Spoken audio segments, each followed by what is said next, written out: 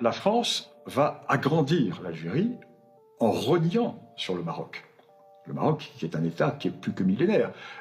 Quand Hugues Capet, en 987, est élu roi de France, la monarchie marocaine a déjà un siècle et demi d'existence avec les Idrissides. Attention, nous sommes en présence d'une monarchie plus que millénaire.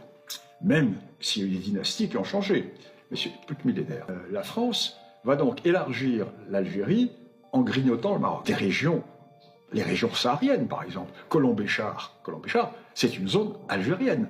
Le Touat, le Gourara, le Tidikelt, Igli, tout ça, et c'est historiquement marocain, nous le savons. Moi j'ai travaillé sur les archives marocaines, donc c'est indubitablement marocain. Les Algériens le savent, et ils refusent de le dire.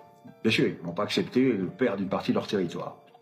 Alors en 1960, De Gaulle, qui avait déjà l'intention de donner l'indépendance à l'Algérie, et il savait très bien que le Maroc avait été amputé. En plus, De Gaulle avait de très bons rapports avec le Maroc. Parce que le sultan du Maroc, à l'époque on ne disait pas le roi, on disait le sultan, Mohamed V, était compagnon de la libération. C'était un des compagnons de la libération, le Mohamed V. Hein. Donc il était très proche de Gaulle. Et donc De Gaulle propose aux Marocains une rectification des frontières. Il dit aux Marocains, bon, je vais donner l'indépendance à l'Algérie, je sais très bien qu'il y a une partie, bon, on va s'arranger. Et les Marocains, élégants, vont faire une erreur.